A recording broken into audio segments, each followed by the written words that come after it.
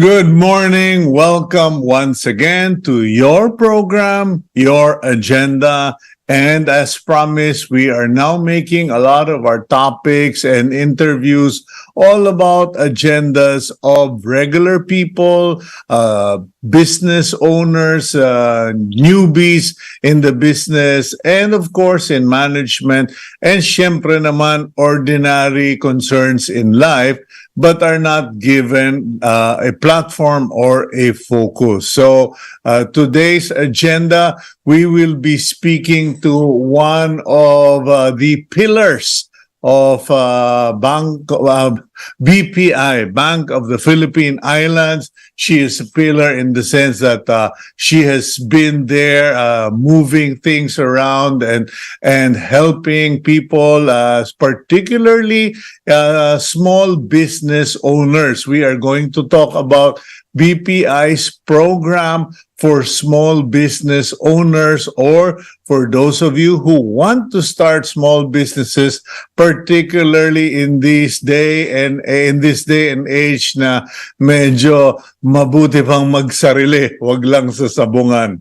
Okay, and let's start today. Remind you, it's a Thursday, May 18, 2023. And thank you to all of you who are Cignal TV subscribers, viewers of One News on channels 8 and 250, and of course, viewers of Agenda, your program. Okay, now thank you also for those who watch us on Facebook, particularly those who are abroad, who are in different parts of the world watching us via Facebook or YouTube. Maraming salamat po. And thank you to PLDT Home Fiber Optic Internet. Now, let's go to our daily starter for today. And Gabriel, if you would, please flash it on our screen. And there goes our daily starter. And it comes from William Shakespeare. Things are neither good nor bad, but thinking makes them so. I chose this particular daily starter, especially for those of you who like to press the panic button, okay?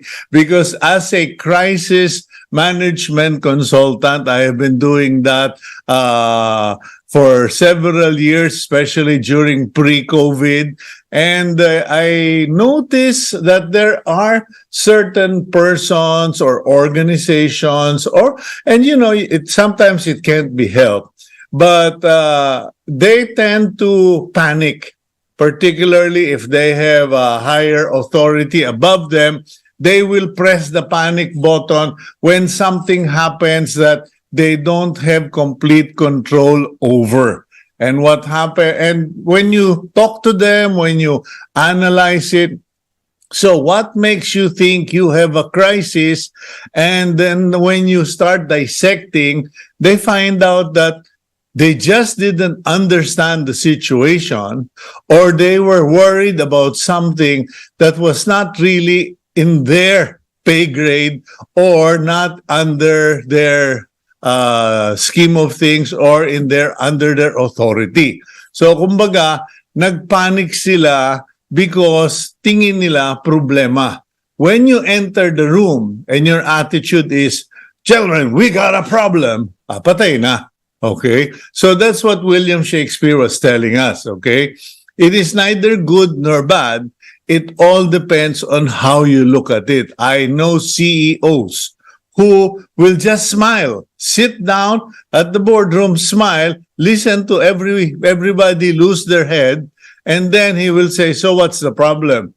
And people will give the CEO a strange look, because many CEOs have witnessed the situation, have seen the situation where our attitude, our perspective, or our automatic reaction. Kumbaga, kung galit ka sa mundo, pinanganak kang asar, lagi ka na lang asar. So, be careful about your attitude, because your attitude affects your perspective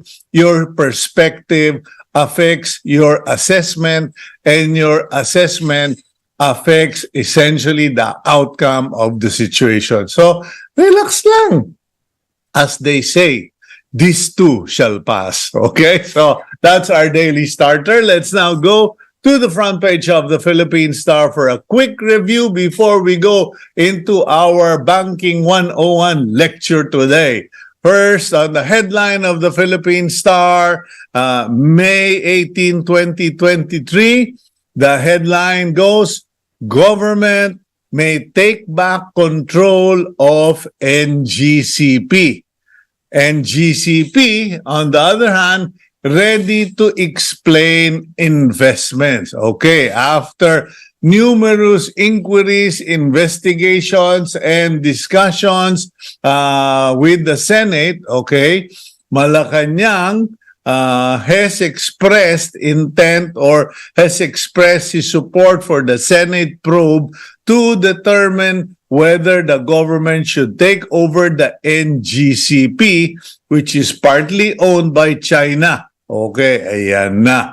Okay, so that's the headline. Government may take back control of NGCP if the Senate inquiry determines na talo tayo o lugi tayo or it is indeed a threat to national security. At the top of the paper, we have Teves faces multiple murder raps over Degamo slay. Actually, 10 murder charges have been filed against suspended Congressman Arnulfo Teves, plus 16 counts of frustrated homicide for the people who were wounded during the attack. Below that, you have a photo of aircraft mechanic conducting maintenance work yesterday on the ultralight planes at the Angeles City Flying Club as a background to the news that airlines report no disruption during airspace shutdown. In other words, the Civil Aeronautics Administration or Authority of the Philippines conducted their maintenance repairs and there was no disruption of flight. So, bravo, Kaap. Okay. Meanwhile, COVID hospital admissions going up. Ayan na, sinabi na namin sa inyo yan. Okay. Hospital admissions for COVID are starting to go up nationwide according to the Private Hospital Association of the Philippines President, Dr. Jose Rene de Grano. Okay. In other parts of the country have gone from 20 to 20 and higher than 20% in the past days. Okay, so yan po. Tumataas na ang COVID admissions. We don't want to panic you, but I just want to scare you into being responsible. Kami po nagmamask na ulit when we go to the malls, okay? And the center photo of the Philippine Star, the remaining members of Team Philippines at the 32nd Southeast Asian Games in Phnom Penh, Cambodia, take part in the parade of teams during the closing ceremonies at Morodok Teco National Stadium last night. Ayan po. They hold 58 gold medals, 85 silver medals, and 117 bronze medals. Okay. Meanwhile, BBM Ice revival. Okay, nagbabalak si President Marcos to revive the Philippine Sugar Corporation, a state-run firm that provided financing to facilities used in the manufacture and distribution of sugar and its byproducts. Ayan na po. Nako, eto na naman. Pag magpapautang na naman, and then before you know it, we will be investigating them. Akala ko ba right-sizing na, Mr. President? Anyway, G7 to tackle free open Indo-Pacific, maintaining a free and open Indo-Pacific region amid China's behavior in the South China Sea and East China Sea will be among the main geopolitical issues in Asia to be addressed by this year's Group of Seven summit. I suppose they are now thinking that better we act early before it turns into another Ukraine-Russia situation. Ayan. Onion prices could spike anew to 500 up to 700 kilo. We already determined that in an interview here on Agenda. But once again, SINAG, the Samahang Industriya ng Agrikultura, warned that retail prices of onion could reach as high as 500 to 700 per kilo amid the abrupt spike in the cost of bulbs. Okay. BSP, GCash downtime due to phishing, not hacking. The recent mess involving the unauthorized fund transfers that affected several GCash users was a phishing incident, not hacking, according to Bangko Sentral ng Pilipinas. Okay, so whatever the case may be, the fact is there was an authorized fund transfers. In other words, nanakawan yung mga GCash account owners. Okay, last but not the least, we have that photo of SM Supermalls partnering with Philstar for nakaka-local, okay? An agreement for supporting local manufacturing, local produce and sales. Okay, that about wraps up our review of the front page of the Philippine Star. And now let's go to our interview for today. As promised, we have guested our friend, I think twice, if not thrice. Now, this would probably be her third or fourth appearance on the show. We like speaking to her because she loves to teach, to share, and she's always very accommodating, as reflective of the Bank of the Philippine Islands culture. Let's introduce our guest. Gabrielle, roll out the Betamax, please. Marie Josephine Ocampo is the Executive Vice President of the BPI. Aside from this, she is also the head of the BPI's mass retail segment and the chairman of the bank's microfinance subsidiary, Banco. Good morning, Jojo. Welcome to the program. Good morning, Cito. Nice morning. And good morning to all your viewers and listeners. Okay, thank you for joining us once again. And if you remember, during our last interview, I had said that I needed to bring you back because there are still many people who only think of banks for credit card, savings account, checking account, or time deposit. And very few people really know of the other facets of banks and their services. So I understand you have you are a queen of ano ba yun? Microfinancing. Ikaw na ba ang reyna ng microfinancing sa BPI? Could you tell us about this window of opportunity and assistance from BPI, please? Yes, no, Cito, I've been very fortunate to have been given the responsibility for the oversight of BPI's microfinance subsidiary, BPI Banco. As you know, Cito, I've been working in the bank for so many years. And sometimes, you ask yourself, how can I give back? How can I really give back? After all of these years of working, all the blessings that you receive, how can you give back to society? And more importantly, how can you give back to really the masang Filipino? And so 5 years ago, I was given the opportunity to lead the microfinance subsidiary of BPI, BPI Banco. By way of a background, BPI Banco is a wholly owned subsidiary of BPI, and it was born in 2016. Just like BPI, our vision is to build a better Philippines, one family, one community at a time, by being the trusted financial partner of the masang Filipino, giving them a better life today and nurturing their future through easy access to affordable financial solutions. Since its inception in 2016, we have about 1 million clients already. We have about 700,000 account holders of our savings account product, and we have supported 300,000 micro entrepreneurs, disbursing about 42 billion in loans through its inception.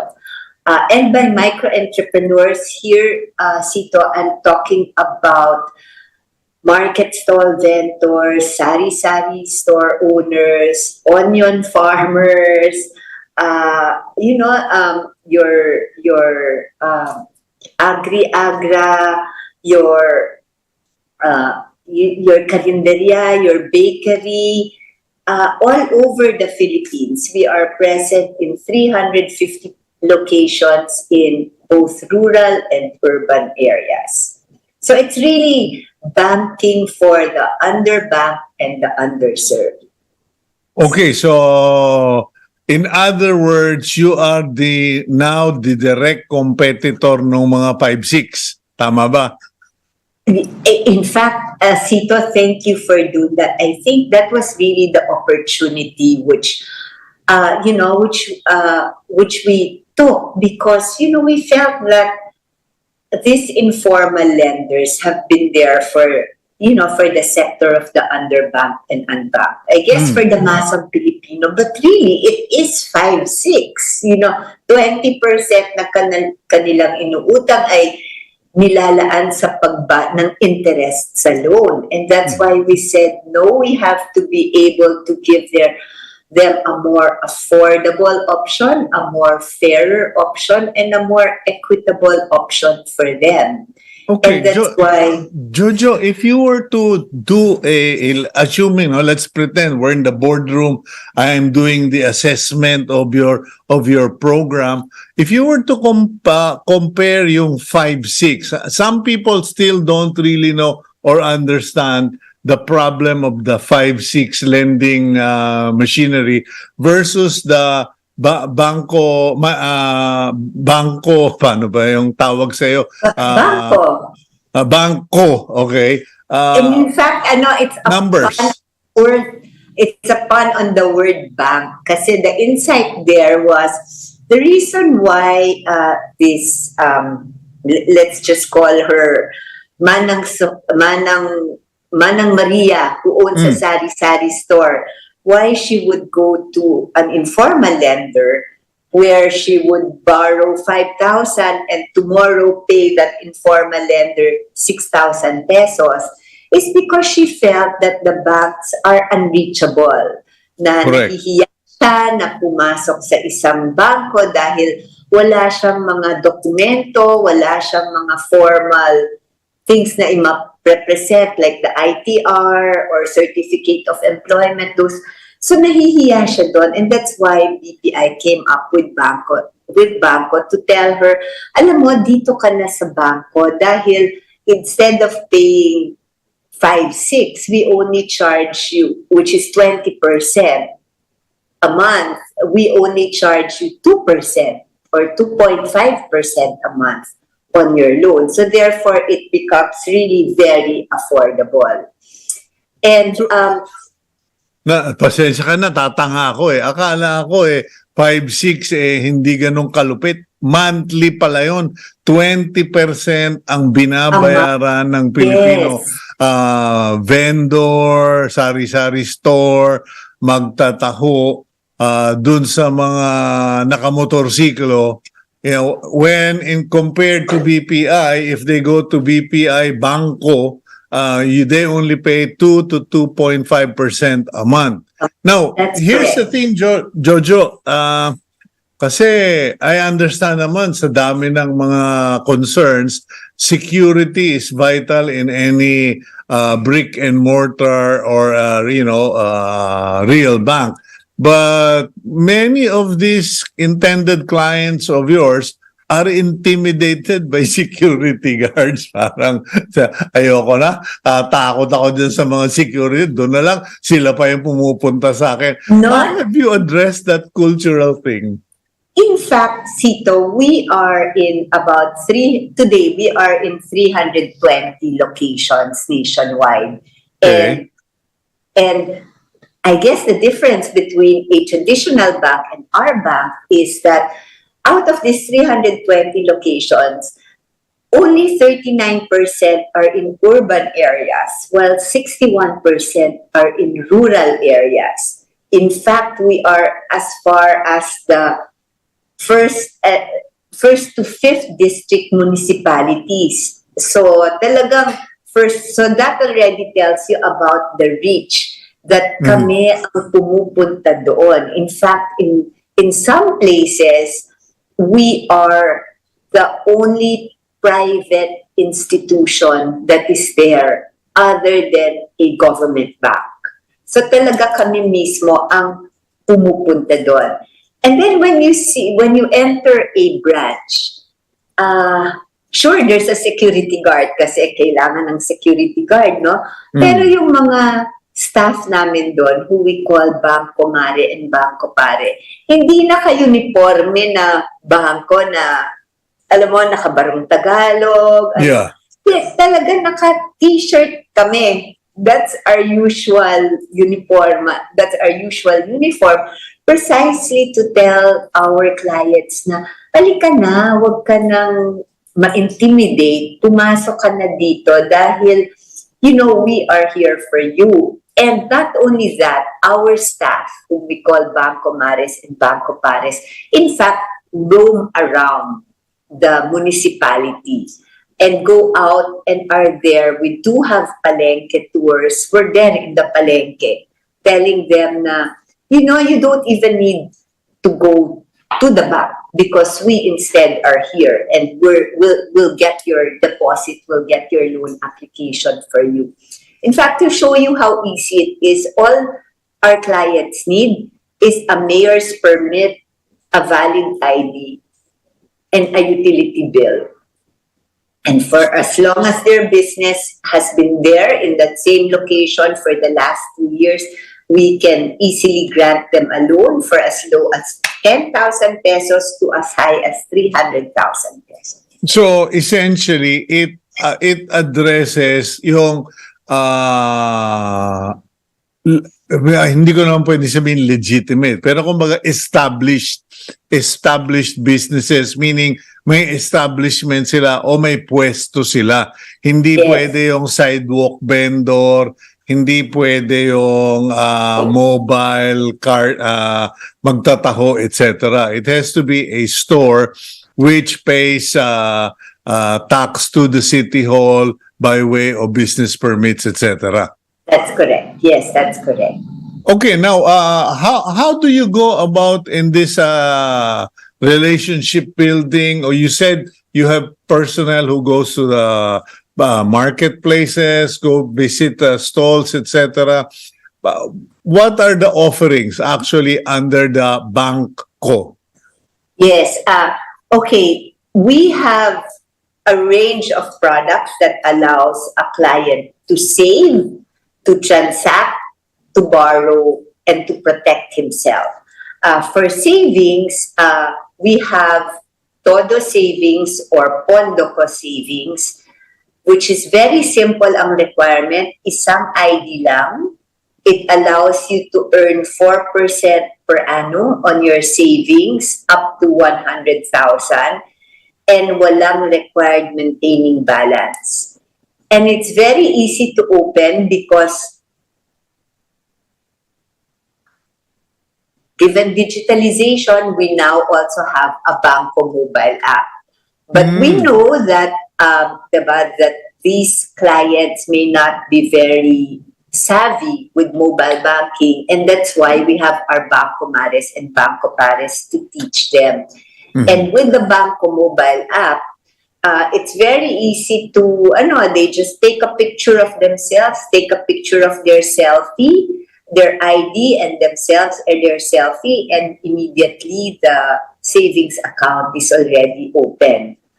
Okay. Likewise, with the Banco mobile app, you can buy cell phone load. You can buy cell phone load with a 2% rebate. You can pay bills with over 70 billers, and you can send money to anybody, to a Kabanco bank account holder, to any other bank account holder, and with zero fees. Diba? Unlike with some banks today, when you transfer money from your account to another account, you pay 10 pesos, 25 pesos, or whatever the bank charges. Sa Banco, zero ang fees, precisely because we are catering to a target market where we really want our products to be affordable. So that's on the savings and transacting side. Okay. And then we have now on the borrow side, which is really for their negosyo. For their negosyo, we have a negosyo ko light and negosyo ko loan, which you can borrow from as low as 10,000 pesos or as high as 300,000 pesos. And I'll talk about the 300,000 loan later. I'll make kwento about stories on how we've helped some of our clients and why they need a higher loan amount. And simple lang yung requirements. One ID, a business permit, and utility bill. Mababang interest, as I mentioned, between 2 and 2.5% per month compared to the 20% per month. And mabilis an approval, 1 to 5 days. And let me tell you why our loan amounts can range from 10,000 to 300,000. Sito, nakakataba talaga ng puso when you see, for example, we have stories of karinderya. Meron lang siyang isang pwesto. Yung nanay na nagluluto and then nagbebenta siya ng food for lunch or for dinner sa mga trabahador, for example, construction workers. So she starts off with borrowing 25,000 pesos. And then, napapalago niya yung negosyo niya. Sometimes they already have 2 or 3 puestos in the province. Meron na siyang from a small karinderya, nagiging restaurant na siya. Or else, someone who started with a homemade ice cream, gumagawa lang siya ng ice cream sa kusina niya, tapos tinitinda niya sa sari-sari store niya, tapos nagustuhan, then she needs more puhunan to actually buy some machines so that hindi na mano-mano yung paggawa niya ng ice cream. And then she's able to grow this and have several branches already. So talagang nakikita mo na nakakatulong kami. And that's why our loan amounts range from 10,000 to 300,000. The bigger loan amounts are really for those who have grown and expanded their business. Yeah, Georgia, I'm just wondering because yung mga iba, when they borrow money, parang, di ba, meron yung credit investigation, merong mga background check, meron yung tungkol sa business model. When someone enrolls in your banco and applies for a loan, what is the process and what is the timeline? Gaano ba kahirap umutang dyan sa microfinancing banko ng BPI? Well, madali lang kasi nga, madali yung requirements and the processing is 1 to 5 days. And syempre, because we also encourage responsible borrowing, syempre with us, we also check capacity, character, but we don't require collateral, not unless you really borrow high loan. You borrow high loan amounts. On occasion, we need a collateral. But we check your business. We go to your sari-sari store, for example. We stay with you there for a few hours. We check your inventory. We check how, your daily sales. Kasi meron naman silang mga daily sales reports. We try to reconstruct their income statement, so to speak, no? But all of that is done on our part. All they need to do is to show us magkano ba yung kanilang kinikita sa arawan, magkano yung ginagastos nila sa inventaryo, and then it's up to us to already reconstruct what would, under normal circumstances, be a balance sheet or an income statement. We do that, diba? But more importantly, I guess the other dimension is financial literacy. We teach them how to manage their money, how to manage their businesses via in-branch conversations, diba? We encourage them how to save, how to pay off their loans correctly and on time so that they have a good credit record. And we also partner with BPI Foundation for relevant, capacity building services. Like we have this Small Enterprise Acceleration Lab, or SEAL, which is a partnership with DTI and Bayan Academy Business Expansion through training and application. And then we also have the CNAP program, which is Enterprise Development Program for Social Enterprises. And then TechVoc, we teach them technical skills and livelihood programs. So it's not just selling financial services, but really a holistic view of helping them talagang elevate themselves from poverty or their certain situation in life to a better tomorrow. Kaya nga ang tagline namin is, sa bangko, may ngiti ang bukas mo, dahil we are there to give them a better tomorrow. Okay, now that's interesting.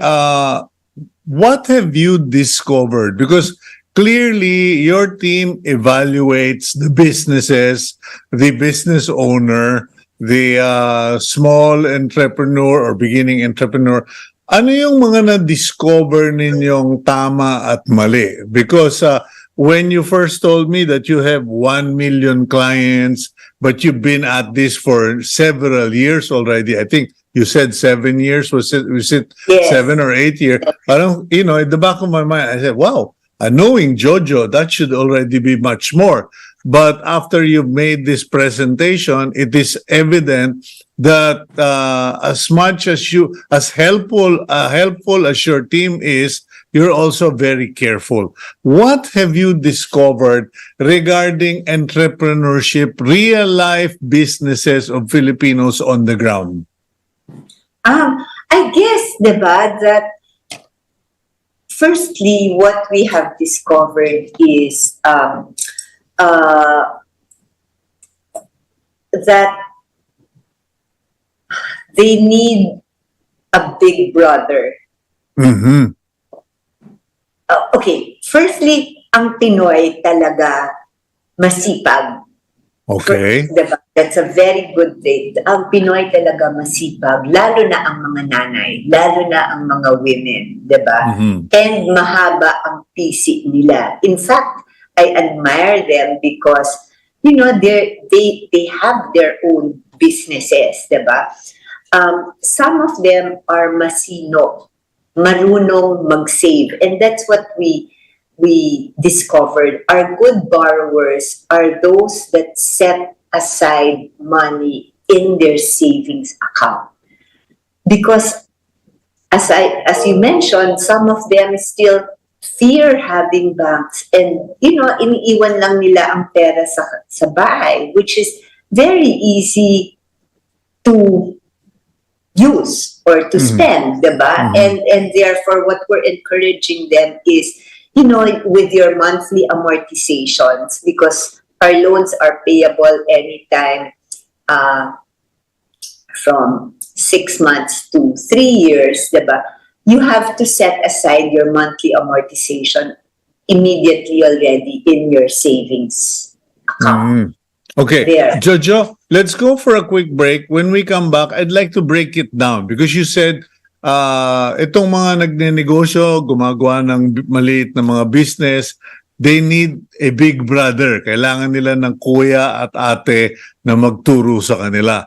So, the question is, ano yung dapat nilang matutuhunan? What are we supposed to teach these people? We'll go for a quick break. We'll be right back here on Agenda. Thank you.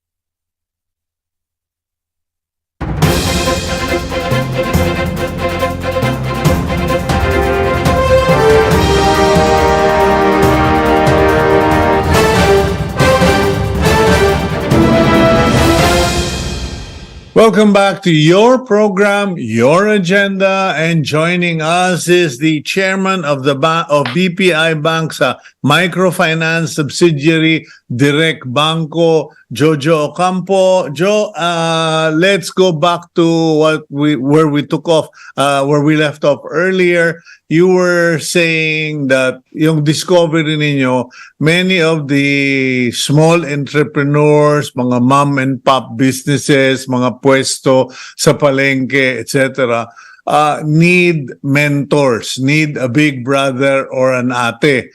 Now, what things do they need to be taught about or maalalayan? Saan sila nahihirapan or may kakulangan? Okay. Siguro first thing is the idea about savings.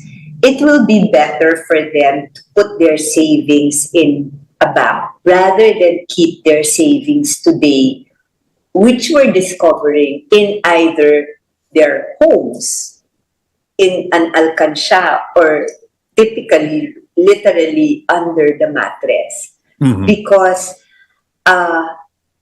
firstly, ang kinakatakutan nila is, I would like to keep it here in my home because money is very accessible. But that's a risk too, because with money being very accessible, money can easily be spent for stuff that you actually don't need to spend on, right? And so when keeping the money in the bank, not only is it earns interest, but it is also accessible when you need it. Kasi ngayon, there is the concept of ATMs, diba? We give you an ATM card, so when you really need your funds, you can withdraw from an ATM. Or ngayon rin, there is the concept of cash agents, where we register certain establishments like the neighborhood bakery, the neighborhood Big's grocery store as a cash in, cash out agent. So through your mobile app, you can actually get money from them when you need. So that's my first advice. Keep your money. Put the money in the bank. Yeah. Create obstacle course para hindi instant gratification. Kanya ako po, walang debit card, walang ATM card, walang e-wallet kasi pag hindi ko kinontrol, sunog ang pera sa bangko. Okay, That's so correct. put it in the bank. Next. Yeah. The second is, know your capacity. When you borrow, it will be very tempting first for you to say, I'll borrow with with anybody who is able to lend me money. Madali ang humiram, mahirap yung magbayad ng utang. Okay. Ayaw Good. mong mabaon sa utang. Diba? Okay. Parang start modestly, know what you can afford to pay, and that is only what you borrow. Okay, and that's what your team members do. They evaluate, pinag-aaralan nila yung capacity, yung kung gaano ang benta ng isang tindahan, isang pwesto. Based on that, yun yung pinapautang ninyo. Yes, that's correct. And Okay. then what we find out also is there are some na madami ng lenders, madami ng inuutangan. Borrowing from one to pay Pedro to pay Pablo. Yes. And that is very dangerous because they just get into a cycle of debt. Ang kinikita nila, wala na silang iniipon, kundi ang kinikita nila ay pinangbabayad na lang nila sa utang. So that is the I guess the middle ground that they have to look at, 'di ba? Na kung ano lang ang kailangan nilang whatever they can afford, that's the only thing that they can. When you do the business evaluation, maganda yung ginagawa nyo, may value formation, may financial literacy, has it ever come to a point where, Jojo, your team is actually had to tell the potential client, Kuya Cito, sorry, walang mangyayari dyan sa business model mo na yan, malulugi ka dyan, lalangawin ka, or masyadong capital intensive yan, delay ang bayad? Because I have seen this. I have seen hardworking Filipinos with a good business model, pero masyadong, sabi mo nga, kailangan mahaba ang PC. Mahaba yung payout bago magkabayaran, and kuminsan between production and deliveries, ubus na yung kapital. Anong ginagawa ng bangko, BPI Banco, regarding, potentially disastrous business models? Well, firstly, for potentially disastrous business models, we try to give them advice, and we actually don't. We avoid lending because we know that it will end to more. It will be more harmful for that client. What we do instead is we try to stabilize the business by, for example, linking them with any of our other clients as potential suppliers or potential buyers. And so we help stabilize their business by linking them and building their ecosystem so that meron silang cheaper source of goods, for example, and a more realistic source of sales. Does BPI or your group Banco have a parang speed dating, ika nga? You have clients, You have clients with different companies, and you kind of link them or come up with a directory. guys, kung gusto niyo, sige, kayo na lang ang magtulungan, kami yung referee. Yeah, you know what? That's a great idea. So, Cito, so when we come up with something like that, I will credit you for that idea. But what? Kasi, What you we know, have- people don't look at what's in front of them. You know, Yeah. if I want to buy cars, I know BPI has a used car or pre-loved listings. Correct. I know Pre-love na yun ang tawag. Yeah, I know Oo. BPI has a listing of properties. Correct. Buena mano. Yeah, etc. So what better place to go to Yeah. than the bank, di ba? Yeah, Okay, I that's want to true. put So up. we'll credit you with that idea, Cito. But what we have now, which is a start, and this is on pilot, what do we find the need of a market stall or a sari-sari store vendor? Usually, these are single-man stores. Wala silang katulong. Sila lang ang nagmamano nung store nila. Where they have to buy inventory, they have to go to a bigger wholesaler. Mamamasahe pa sila. Isasara nila yung tindahan nila, mamamasahe pa sila to buy inventory. What we have done is we have bridged them with a wholesaler through an app. We have partnered with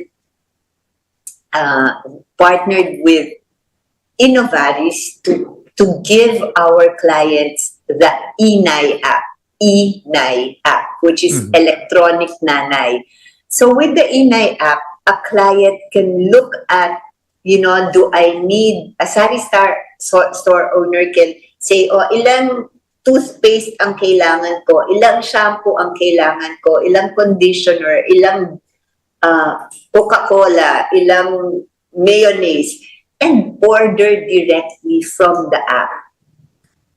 Order directly from the app, and the goods are delivered to him. They can pay for the goods also by accessing through the app their Banco savings account and pay the distributor. So it's all digital now, trying to save time, energy, and money of the sari-sari store owner to be able to get goods in a faster, quicker, and more accessible manner. So we're doing that also for our clients. Okay, so moving forward, what other stuff do you have or products or services under that microfinancing program or business model, and of course also with BPI? Yeah, I guess moving forward soon, and look, we're really going non-traditional here. You can Good get for you. a Banco deposit account and a Banco Negosyo loan through the Lazada Mall. The what? Lazada Mall! Lazada! So in Lazada, you don't only just buy goods, you can now buy financial products. And yes, may BPI dito. And I just like to plug it. Yeah, may BPI dito. So not only in Lazada Mall, in Laz Mall, not only do you have Banco products and services there soon, but today in Lazada, you can get a savings account, you can get a personal loan, you can get a credit card. And truly, this is BPI's way of saying we want to be more available and more accessible to more Filipinos. Faster, cheaper, and a nicer way. Okay, listening to you, I realize that many clients of banks, particularly BPI, I have been a BPI client for the longest time, and I really love BPI. Now, the thing is, we're purpose-driven. We will only go to the bank, the physical bank, because we have to deposit an actual check, or we have to do a face-to-face transaction. But otherwise, most of us don't really know what's in the bank, so to speak, what's available at the bank. what can people do, or what should our viewers do to become more informed about the services, the products of BPI, what line of products are there, etc. Kasi, like you're talking about Lazada Mall, I think I can already assemble an entire car just ordering from Lazada and Shopee. Exactly. Talagang ibang klase na ang online. But as far as BPI is concerned, uh, how competitive? Let's say, for instance, Buena Mano or the used car loans, used car options, or Banco loan. How competitive are your products, and how big are your markups? Kasi that is something that many people tell me. Naku, Sito, Banco, mataas ang mga markup niyan. But you're only charging how much? 2 to 2.5% on loans with Banco. Yes, that's correct. I guess, that's precisely why BPI today wants to be more accessible and available to clients. And really, it's very client need driven. And we have the products addressing as basic a need to as complex a need, depending on what stage in life you are in.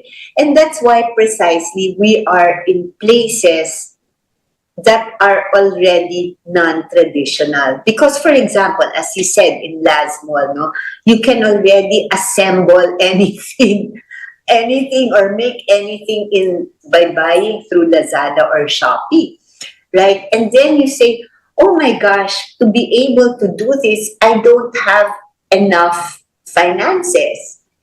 And, and so maybe I need a line of credit. And so there in Lazada Mall, you can look at whatever BPI services are there, whether I need a credit card, whether I need a personal loan, whether I need a business loan, and it's right there and then. And I guess the message, siguro, that we're trying to relay to clients is whenever you have a need, we are available as accessible as your fingertips. Diba?